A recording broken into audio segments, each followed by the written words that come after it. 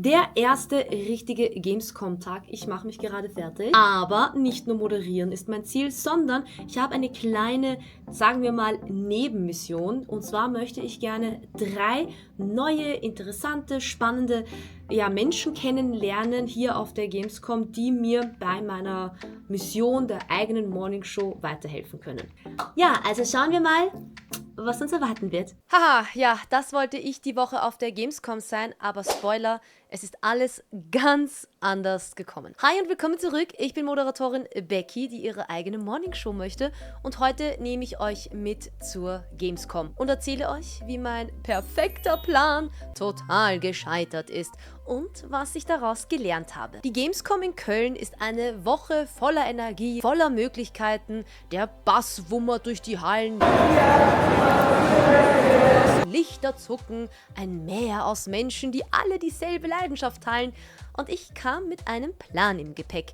Tagsüber moderieren für Paysafe Cards. Auf eurer Uhr 5, 4, 3, 2, 1, gleich ist es vorbei. Und meinen Kunden abends bei den Veranstaltungen und Partys networken und neue wie bekannte Kontakte für meine zukünftige Morningshow knüpfen. Der Plan war perfekt, die Motivation war auf 110% und ja, ich habe geglaubt, ich hätte an alles gedacht. Worauf ich aber wirklich nicht vorbereitet war, dass mich die eine Sache, die so wichtig für mich als Moderatorin und Sprecherin ist, ja, dass die mich im Stich lassen wird. Was soll ich euch sagen? Da so mitten im Lärm und dieser Energie ist es halt dann einfach passiert. Das leichte Kratzen im Hals am ersten Tag ist am zweiten Tag schlimmer geworden und hat sich wie Sandpapier angefühlt. Und ja, am dritten Tag war dann eigentlich fast Stille. Mein wichtigstes Werkzeug, meine Stimme, hat einfach den Dienst quittiert. Und mit ihr ist mein ganzer perfekter Plan in sich zusammengefallen, ja, wie so ein Kartenhaus eigentlich. So, und ich hoffe, ich kann euch jetzt wirklich gut erklären, damit ihr das auch verstehen könnt, was ich da so gefühlt habe und was da so in mir vorging, ja. Man sitzt dann im Hotelzimmer, wie so ein Häufchen Elend und fühlt sich schrecklich. Draußen sind die ganzen Partys, die Events, auf die ich mich ja auch schon gefreut hatte, eben auch alte Bekannte wieder zu treffen. Und ich bin hier mit Ingwertee und dem Gefühl eigentlich komplett, ja, versagt zu haben. Und das ist der Moment, den man meistens dann so auf Instagram und Social Media nicht so mitbekommt. Wobei, eigentlich stimmt das nicht ganz. Ich habe dieses Mal dann wirklich auch ehrlich gesprochen. Ich habe da ein Reel dazu gemacht, wie belastend das war. Erstes Mal, dass ich donnerstags bereits schon keine Stimme mehr hatte. Das ist ja natürlich absoluter Super-GAU, weil ich brauche meine Stimme zum Moderieren. Aber ansonsten habe ich eigentlich die komplette Messe nicht mehr in Videos gesprochen. Herzlich willkommen. Seid begrüßt. 2,1 Millionen Twitch-Follower hat der deutsche Twitch-Streamer Content für jung und alt. Hast diverse Twitch-Rekorde gebrochen. Schön, dass du heute da bist. Herzlich willkommen. Ja, und das war dann so ein Moment, wo ich mich gefragt habe, ey, was stimmt denn eigentlich nicht mit mir und mit meiner Stimme? Bist du überhaupt gut genug für das alles, wenn dich so eine kleine Erkältung gleich aus der Bahn wirft?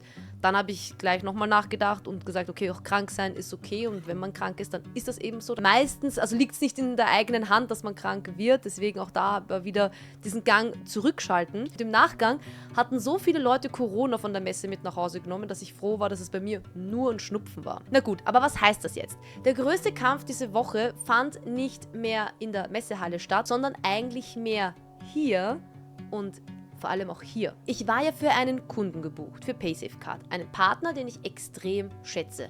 Und mein Job ist es, zu reden, zu entertainen und präsent auf der Bühne zu sein. Und auf einmal konnte ich das alles einfach nicht mehr.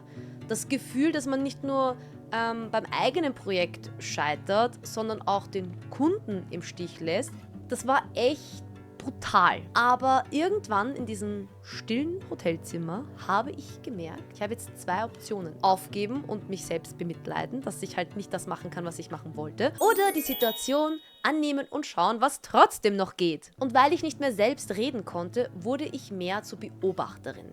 Ich habe plötzlich gesehen, wer mit wem spricht, welche Dynamiken in Gruppen entstehen. Und ich habe ein bisschen mehr über die Branche gelernt, indem ich einfach nur zugehört und zugeschaut habe. Mein großer Networking-Plan war zwar im Eimer, ich konnte nicht mehr pitchen, Ich konnte nicht mehr proaktiv auf Leute zugehen und meine tolle Showidee erzählen. Also habe ich meine Strategie aus der Not herum einfach komplett umgedreht. Ich habe mich einfach an meine eigenen Tipps gehalten, die ich auch schon mal gegeben habe, ja. Man muss nicht immer die interessanteste Person im Raum sein. Sei doch einfach mal die interessierteste Person. Ich habe also meine letzten Stimmreste genutzt, um Leuten eine einzige offene Frage zu stellen. An welchem Projekt arbeitest du gerade, das dich richtig begeistert? Offene Fragen sind immer super. Zum Beispiel könnte man da auch fragen, was ist das Spannendste, woran du gerade arbeitest? Oder welchen Vortrag oder welchen Stand fandest du bisher am beeindruckendsten und warum? Und dann vielleicht noch ein bisschen weg vom Business zu gehen. Abseits vom ganzen Business-Trubel, was war dein persönliches Highlight heute? Also ihr seht, da gibt es wirklich super viele Möglichkeiten. Kommentiert mal, ob euch ein intensiveres Video zu dem Thema interessieren würde. Die Lektion, die man hier mitnehmen kann, dass sich die Leute geöffnet haben, weil sie gemerkt haben, dass ich wirklich an ihrer Geschichte interessiert bin und nicht nur darauf warte, meine eigene zu erzählen. Gutes Networking bedeutet nicht am meisten zu reden, es bedeutet die besten Fragen zu stellen und dann wirklich präsent zu sein. Ja, und im Endeffekt wurde ich gezwungen, meine Energie einzuteilen wie Wasser in der Wüste.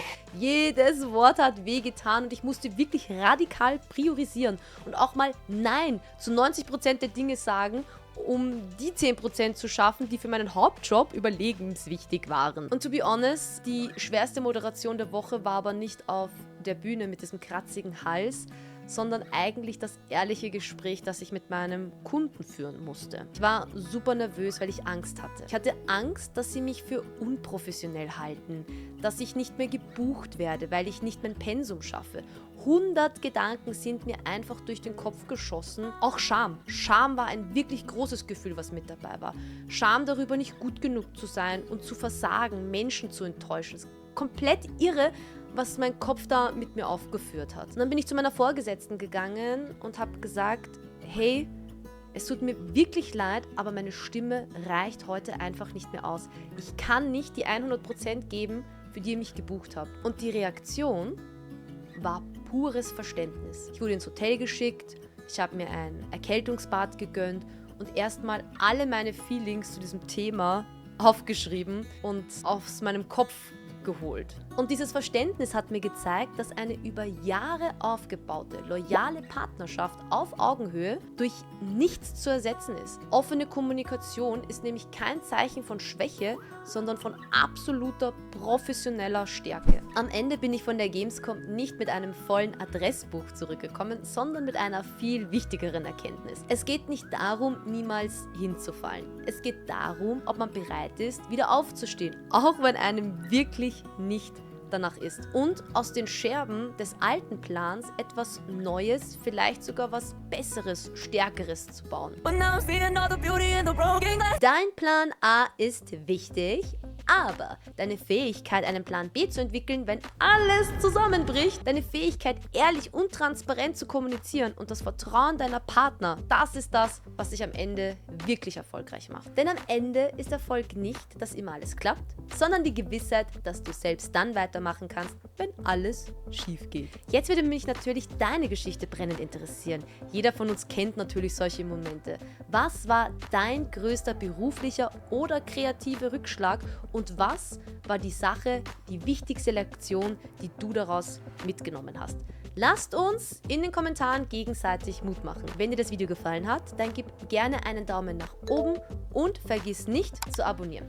Danke für die Aufmerksamkeit. Wir sehen uns im nächsten Video wieder. Bis dahin. Ciao, ciao. Bye, bye.